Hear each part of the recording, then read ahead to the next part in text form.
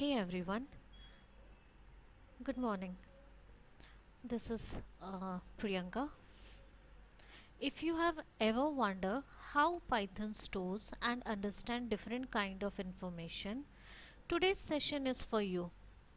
Let's dive into variable and data type. In last class we have just learned about what is variable, okay? Now we will just dive inside and just see कि different types of variable. तो एक हमारा जो type होता है वो होता है एक ग्लोबल वेरिएबल, और जो दूसरा टाइप होता है वो होता है लोकल वेरिएबल। ठीक है। तो कल हम लोगों ने वेरिएबल देखा था ना, तो वेरिएबल में आई होप कि आप लोगों ने इसके आंसर कमेंट कौन सा वैलिड है कौन सा वैलिड नहीं है, इसका आंसर आपने कमेंट बॉक्स में डाला होगा। ठीक है।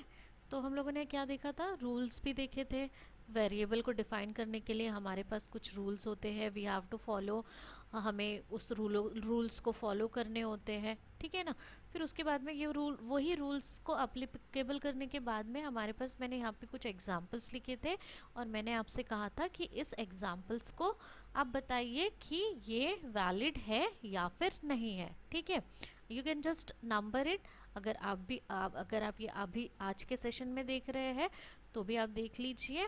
एक बार हम, मेरा जो प्रीवियस रिकॉर्डिंग है, सेकंड वाला सेशन है, आप वो एक बार चेकआउट कर सकते हैं। वो देखने के बाद आप ये इसका आंसर आप आराम से दे सकते हैं। ठीक है। आपको बहुत ज़्यादा टफ नहीं जाएगा ये। ठीक है। अब नेक्स्ट चीज़ आती है ग्लोबल वेरिएबल की और लोकल वेरिएबल की। अब हमने कल तो वेरिएबल पढ़ लिया था कि वेरिएबल्स क्या होते हैं। मतलब वेरिएबल एक एंटिटी होती है जहाँ पे हम लोग डिफरेंट टाइप की वैल्यूज सेव कर सकते हैं। फिर उसको लिखने का भी एक तरीका होता है ना। तो अब जो है उस वेरिएबल्स के हमारे पास क्या होते हैं, टाइप्स भी होते हैं। उस वेरिएबल के हमारे पास टाइप होते हैं, जैसे कि एक वेरिएबल होता है हमारे पास ग्लोबल वेरिएबल और दूसरा वेरिएबल होता है लोकल वेरिएबल। जब हम ग्लोबल वेरिएबल की बात करते हैं तो वो जो ग्लोबल वेरिएबल होता है, this variables define outside the function body. अब आप कहेंगे कि ये फंक्शन बॉडी क्या होती है, ये स्कोप क्या होता है, scope is through out the entire notebook. ठीक है ना। तो आप थोड़ा इजी होके समझने की कोशिश कीजिए कि जब हम कोई कोड लिखते हैं, यूज़र डिफाइन कोड लिखते हैं, ठीक है ना। अभी तक हमने कोड लिखना स्टार्ट नहीं किया है, लेकिन आप ये सिर्फ समझिए, ये किस लिए आपको समझना है कि ग्लोबल वेरिएबल क्या होते हैं और लोकल वेरिएबल क्या होते हैं।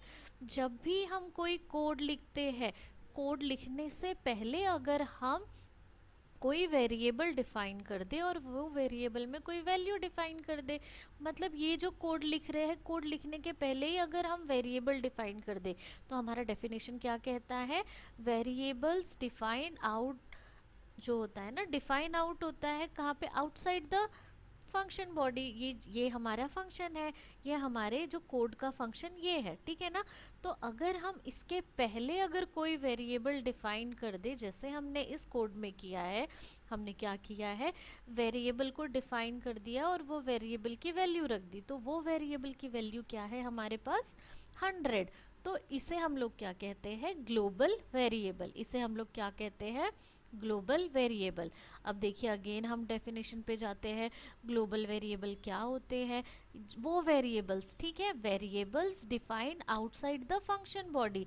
ये जो हमारी फंक्शन बॉडी है, हम कोड लिखने के पहले ही हम लोग क्या कर देते हैं, अगर हम उस में वेरिएबल को डिफाइन कर देते हैं, ठीक है ना, outside the function body, function start होने से पहले ही हम लोग क्या कर देते हैं, अगर वेरिएबल को डिफाइन कर देते हैं, तो वो क्या होते हैं, ग्लोबल वेरिएबल। और उसका स्कोप कैसा होता है, स्कोप मतलब अगर मैंने उसे एंड ऑफ द नोटबुक, मैंने उसको एक बार रन कर दिया और फिर मैंने एंड ऑफ द नोटबुक में अगर मैंने यहाँ पे अगर कुछ ले लिया है, ठीक है, एक सॉरी एक सेल ले लिया है, इस सेल में अगर मैं उसे कॉल करती हूँ, तो जैसे देखिए ये वेरिएबल 1 है, ठीक है, मैंने ये वेरिएबल 1 को कॉल किया है कंट्रोल कॉपी, ठीक है, कंट्रोल कॉपी, और मैंने इसको यहाँ पे कॉल कर दिया, ठीक है, एक बार कॉल कंट्रोल वी। अब मैं इसको कॉल कर रही हूँ, ठीक है। तो ये क्या बोल रहा है, name variable one is not defined. Variable one इसलिए डिफाइन नहीं होगा क्योंकि मैंने इसे कॉल नहीं किया। तो आप समझने की कोशिश कीजिए कि मैंने इसे रन नहीं किया इसलिए, ठीक है। अभी मैं इसे रन कर रही हूँ, अब रन कर दिया, रन करने के बाद में मैं इसको अगेन ये कॉल कर रही हूँ। तो देखिए अभी मैंने जो एरर दिखाने का मेरा मतलब था, अगर मैंने ये प्रोग्राम ही रन नहीं किया तो वेरिएबल कैसे डिफाइन होगा, ठीक है ना।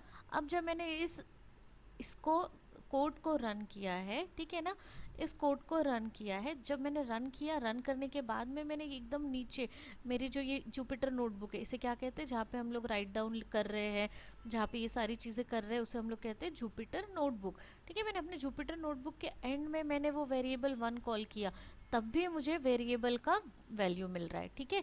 ये बात हो गई हमारे ग्लोबल वेरिएबल की। अब हम बात करते हैं लोकल वेरिएबल की, ठीक है ना। अब हम जब लोकल वेरिएबल की तरफ जाते हैं तो इसका डेफिनेशन पढ़ते हैं। इसके डेफिनेशन में जैसे बोला गया है कि variables define inside the function body. अब कोड लिखने के पहले जो होता है वो क्या होता है, आउटसाइड द बॉडी। और कोड लिखते लिखते अगर हम कुछ वेरिएबल डिफाइन करते हैं, जैसे देखिए यहाँ पे मैंने क्या बोला है, वेरिएबल टू, ठीक है। वेरिएबल वन मैंने ग्लोबल मतलब outside the body, outside body define किया था। अब ये जो मेरे कोड के बॉडी के अंदर है, ठीक है, कोड के रन करने के अकॉर्डिंग जब मैंने यहाँ पे वेरिएबल टू को मैंने डिफाइन किया है, ठीक है ना। वेरिएबल टू की वैल्यू क्या रखी है, मैंने यहाँ पे 200 रखी है।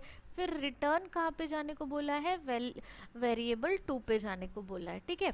तो अगर मैं ये बॉडी के अंदर कुछ वेरिएबल को डिफाइन कर दूंगी तो ये कौन से हो जाएंगे, लोकल वेरिएबल। अब मैंने ये वेरिएबल को आउटसाइड द बॉडी डिफाइन किया है क्या, नहीं। मैंने ये कैसे डिफाइन किया है, इनसाइड द फंक्शन बॉडी, जो भी मैं कोड लिख रही हूँ उसके अंदर। अगर उसके मैंने बाहर डिफाइन किया तो वो हो गया ग्लोबल वेरिएबल्स। अब मैंने इस कोड के अंदर डिफाइन किया तो वो क्या हो जाते हैं, लोकल वेरिएबल। सिंपल है। अगर मैंने इस कोड के बाहर डिफाइन किया है तो वो हो गए ग्लोबल वेरिएबल। और आप एंटायर बुक में उसको रन करोगे तो आपको वैल्यू मिल जाएगी। और जो ये बॉडी है, ठीक है ना, उसके अगर मैं अंदर इसे कॉल करूँगी किसी वेरिएबल को तो वो हो जाते हैं लोकल वेरिएबल, ठीक है। अब आगे डेफिनेशन को थोड़ा और पढ़ते हैं लोकल वेरिएबल की। तो जब हम कहते हैं इसका scope, scope is only inside the function body. तो ये फंक्शन बॉडी क्या है, ये है कोड है, ये फंक्शन होने वाला है, ये कोड फंक्शन होने वाला है। तो इसकी जो वैल्यू है ये कहाँ तक रहेगी, सिर्फ जब अब मैंने रन कर दिया है तो इनसाइड द बॉडी। अब स्कोप इनसाइड द फंक्शन, सिर्फ ये फंक्शन के अंदर। अब इस फंक्शन में एक बार कॉल करूँगी तो एक ही बार आएगा, ठीक है। अब देखिए इसको मैं रन आपके सामने, अभी थोड़ी देर पहले मैंने इसको रन किया है, ठीक है। अब मैं सेकेंड वाला जो वेरिएबल है हमारा वेरिएबल टू, जो कि हमारा क्या है, लोकल वेरिएबल, इसको कॉल करने की कोशिश करती हूँ। कंट्रोल कॉपी, वो तो एक बार रन हो गया है, control V, control variable two, okay, variable two ये हमारा, इसको रन करने की कोशिश कर रही हूँ। तो देखो ये क्या बोल रहा है, name variable two is not define. मतलब आपका जो ये है ये एक ही बार रन होगा, बार बार रन होगा क्या, नहीं रन होगा। और वही चीज़ अगर मैं फिर से वेरिएबल वन को कॉल करूँगी, ठीक है, अगेन मैं वेरिएबल वन को कॉल कर रही तो देखो अगेन आपको 100 मिल रहा है, ठीक है। और जब मैं न्यू की बात कर रही हूँ, न्यू को रन कर रही हूँ, जो मेरा कोड है एक्चुअल में, तो ये आपको क्या बताएगा, 200। तो इसका मतलब क्या हो गया कि वेरिएबल में क्या है, अगर आप आउटसाइड द बॉडी अगर किसी वेरिएबल को डिफाइन करेंगे तो वो हो जाएगा ग्लोबल वेरिएबल। और कोई कोड के अंदर आप कुछ वेरिएबल डिफाइन कर रहे हैं तो वो हो जाएगा लोकल वेरिएबल। अब ये एक बार रन हो गया तो अगर आप वेरिएबल टू को कॉल करेंगे तो वो आपको एरर देगा। लेकिन एंटायर जुपिटर नोटबुक, ये वाले नोटबुक में अगर आप वेरिएबल वन को कहीं पे भी कॉल करेंगे तो भी आपको उसकी वैल्यू आपको 100 ही मिलेगी, ठीक है। तो इसका जो स्कोप होता है वो through out the entire notebook. आप ऐसे बोलोगे कि मैं कोई दूसरी नोटबुक में जाके मैं ये करूँगा और रन होगा करके, तो ऐसा नहीं होगा, ठीक है ना। तो आपको इसी नोटबुक के अंदर कहीं पे भी आप कॉल कीजिए वेरिएबल वन तो वो आपको मिल जाएगा। तो ये हो गई हमारी ग्लोबल वेरिएबल और लोकल वेरिएबल की बात, ठीक है। अब हम आगे बढ़ते हैं, ठीक है, अब आगे देखिए, अब ये टास्क आपके लिए है, ये मैंने एक कोड लिखा है, ठीक है। तो यहाँ पे आपको आपको मुझे बताना है कमेंट में कि यहाँ पे ग्लोबल वेरिएबल कौन सा है, इस कोड में ग्लोबल वेरिएबल कौन सा है, ग्लोबल वेरिएबल कौन सा है और लोकल वेरिएबल कौन सा है, ठीक है ना। आपको क्या करना है, इस एंटायर कोड में आपको बताना है कि मैंने ग्लोबल वेरिएबल कौन सा यूज़ किया है, क्या यूज़ किया है, और आपको ये भी बताना है कि मैंने इसमें इस कोड में लोकल वेरिएबल क्या यूज़ किया है। चलो आज हमारा ये वेरिएबल वाला टॉपिक कंप्लीट हो जाता है, ठीक है ना। हम लोगों ने क्या क्या देखा है अभी तक, एक बार रिवाइज कर लेते देख लेते हैं। पाइथन, पाइथन किसने इन्वेंट किया है, पाइथन के फीचर्स, ठीक है। पाइथन के फीचर्स के बाद में हम लोगों ने वेरिएबल पढ़े थे, वेरिएबल के बाद में rules for defining a variable, ठीक है। कौन कौन से रूल डिफाइन करते हैं, डिफाइन वेरिएबल को डिफाइन करते समय हमें ध्यान में रखने चाहिए। फिर उसके बाद में हम लोगों ने आपको कुछ ये दिया था होमवर्क। फिर उसके बाद में हम लोग आज पढ़े हैं global variable and local variable. चलो अब हम सबसे इम्पॉर्टेंट टॉपिक की तरफ चलते हैं। हमारे जो हमारे पाइथन में सबसे इम्पॉर्टेंट टॉपिक होता है, इम्पॉर्टेंट टॉपिक है कि अगर आपको कुछ भी वैल्यू डिफाइन करनी है तो आपको क्या करना होता है, उसको डेटा टाइप को आपको डिफाइन करना होता है, ठीक है ना। जैसे इंटरव्यू एज अ फ्रेशर आप जा रहे हैं तो आपको एक क्वेश्चन आएगा ही आएगा कि आपको डेटा टाइप से रिलेटेड एक क्वेश्चन पूछेंगे ही, what are the different data types, ठीक है ना। तो आपको उस सिनेरियो में क्या करना है, ठीक है। कोई कोई बोल देता है कि string data type, integer data type, float data type, complex data type. तो ये मतलब this is also a right way, but आपको सीक्वेंस वाइज बोलना है, ठीक है आपको। और ये जैसे हम लोग अभी आपको नहीं समझ आएगा तो भी कोई बात नहीं, आप जैसे धीरे धीरे हम हर एक डेटा टाइप को पूरे डिटेल में पढ़ेंगे, ठीक है। उस डेटा टाइप के पूरे फंक्शंस पढ़ाए जाएंगे आपको। उस डेटा टाइप में आपको छोटी से छोटी और बड़ी से बड़ी हर एक बात को क्लैरिफाई किया जाएगा, ठीक है। जैसे अगर डेटा टाइप में सबसे पहले आपका जो डेटा टाइप आता है वो आता है टेक्स्ट, ठीक है। देखिए आपको जब डेटा टाइप बोला जाएगा तो there are 7 different data types. अब 7 डिफरेंट डेटा टाइप्स में टेक्स्ट आता है, न्यूमरिक आता है, सीक्वेंस आता है, सेट डेटा टाइप आता है, मैपिंग आता है, बुलियन आता है और फिर बाइनरी आता है, ठीक है ना।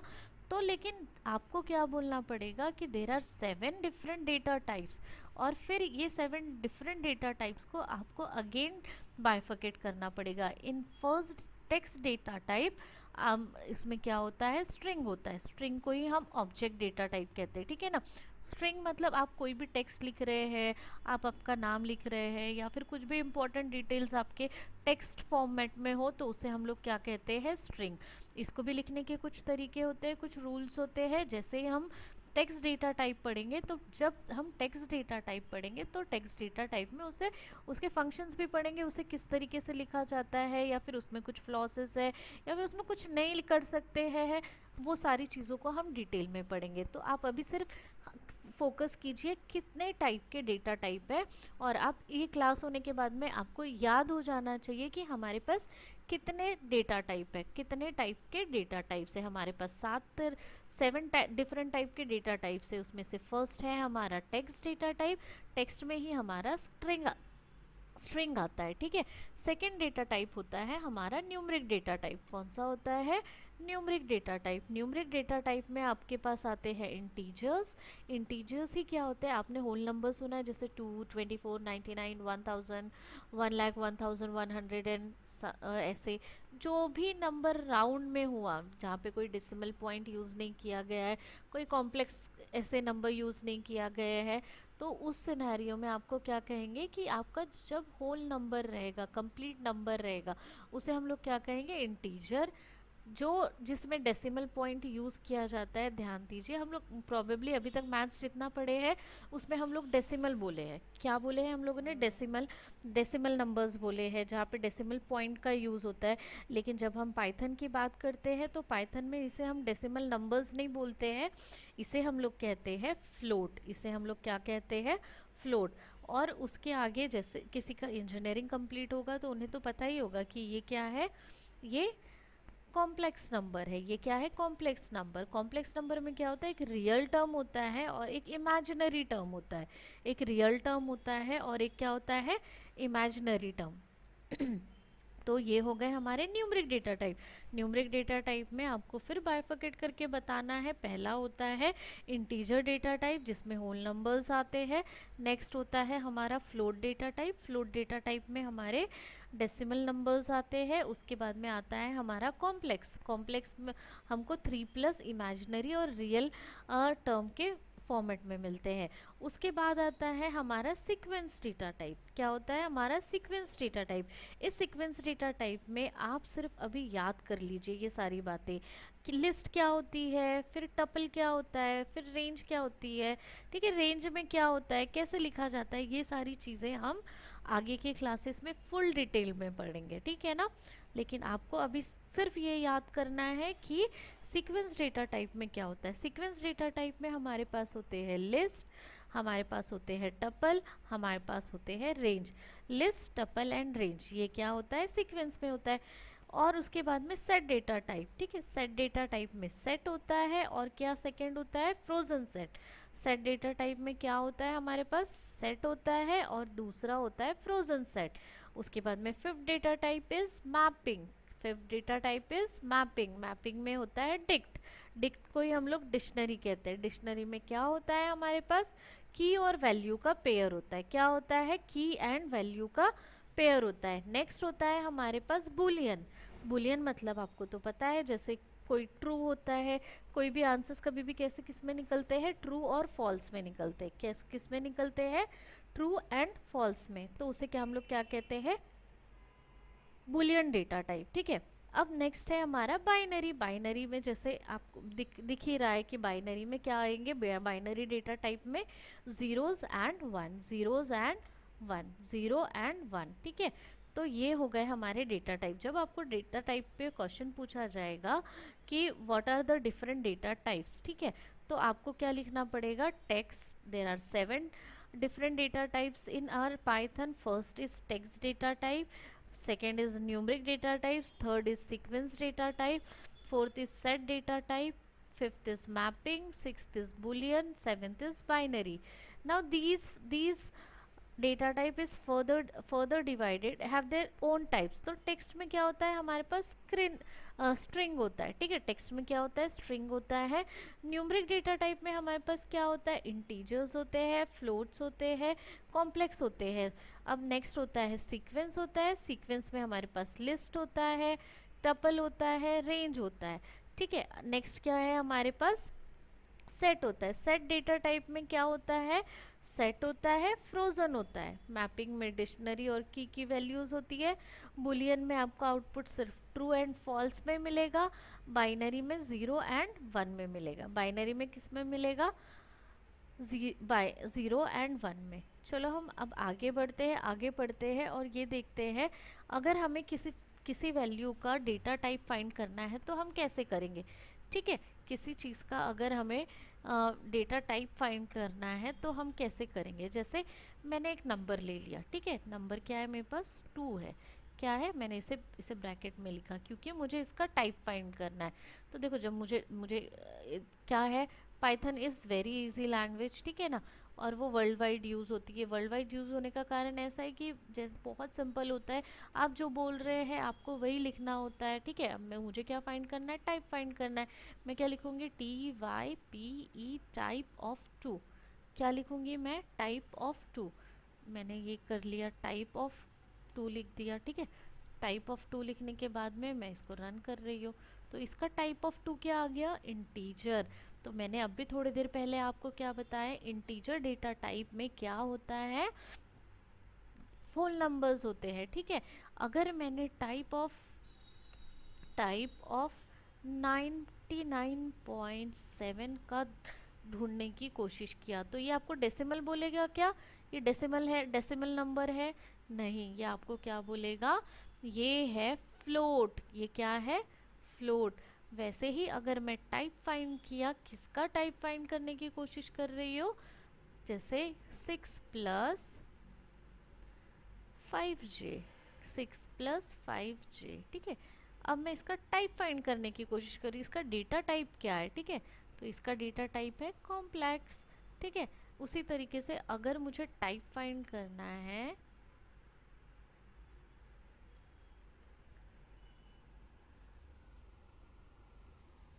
टेक्स्ट की, ठीक है ना, टेक्स्ट की, ठीक है ना। तो मैं यहाँ पे क्या कर रही हूँ, पाइथन, ठीक है, पाइथन, ठीक है। अब मैं इसको रन कर रही हूँ, तो इसका डेटा टाइप क्या है, स्ट्रिंग। जैसे देखो हम लोगों ने यहाँ पे ऑलरेडी पढ़ा था स्ट्रिंग। स्ट्रिंग क्या होता है, ये एक डेटा टाइप होता है। स्ट्रिंग मतलब स्ट्रिंग हमको लिखना होता है यहाँ पे, ठीक है, कोलन्स के अंदर लिखना होता है, ठीक है। फिर मैंने कोलन के अंदर पाइथन लिख दिया, तो यहाँ पे आपको क्या मिला, स्ट्रिंग, ठीक है। क्या मिला आपको यहाँ पे, स्ट्रिंग मिला। तो अभी हम लोगों ने कौन कौन सा डेटा टाइप का टाइप देख लिया है, हमारा इंटीजर डेटा टाइप, ये string data type, float data type, complex. अब देखिए, आप जब लिस्ट, टपल और रेंज है, ठीक है ना, लिस्ट, टपल और रेंज को पढ़ने के लिए आपको थोड़ा सा और डिटेल में जाना पड़ेगा, ठीक है। आज सिर्फ आप इतना ही ध्यान दीजिए कि आपके पास डिफरेंट टाइप के वेरिएबल्स क्या होते हैं, वेरिएबल्स के डिफरेंट टाइप क्या होते हैं, वेरिएबल के डिफरेंट टाइप हो जाने के बाद में आपने क्या पढ़ा था, डेटा टाइप पढ़ा था, ठीक है। ग्लोबल वेरिएबल पढ़ा था, लोकल वेरिएबल पढ़ा था, उसके बाद में फिर आपने डेटा टाइप्स पढ़ा था। डेटा टाइप्स में टेक्स्ट है, न्यूमरिक है, सीक्वेंस है, सेट डेटा टाइप है, मैपिंग है, बुलियन है और बाइनरी है। तो इसमें क्या आता है, स्ट्रिंग, और स्ट्रिंग के बाद में ये सारी चीज़ें अलग अलग है। फिर लिस्ट, टपल, रेंज, फिर सेट, फ्रोजन सेट, और यहाँ पे dictionary, true false, true false आ गया, ठीक है। तो आज हम लोगों का डेटा टाइप, उस डेटा टाइप का अगर मुझे डेटा टाइप फाइंड करना है तो हम कैसे फाइंड करेंगे, बेसिक के वो भी देख लिए, ठीक है। अब आपको यही चीज़ की प्रैक्टिस करनी है। आज आपका होमवर्क क्या है कि आप इसमें से आपको डिफाइन करना है ग्लोबल वेरिएबल कौन सा है और लोकल वेरिएबल कौन सा है। अब डेटा टाइप को अच्छे से लर्न कीजिए, ठीक है। आज के आज आपका डेटा टाइप्स लर्न होना चाहिए, ठीक है। और डेटा टाइप लर्न होने के बाद में आप उस डेटा टाइप की कैसे फाइंड कर सकते, उसका डेटा टाइप कैसे फाइंड कर सकते, ये है, ठीक है। चलो, bye bye, have a nice day.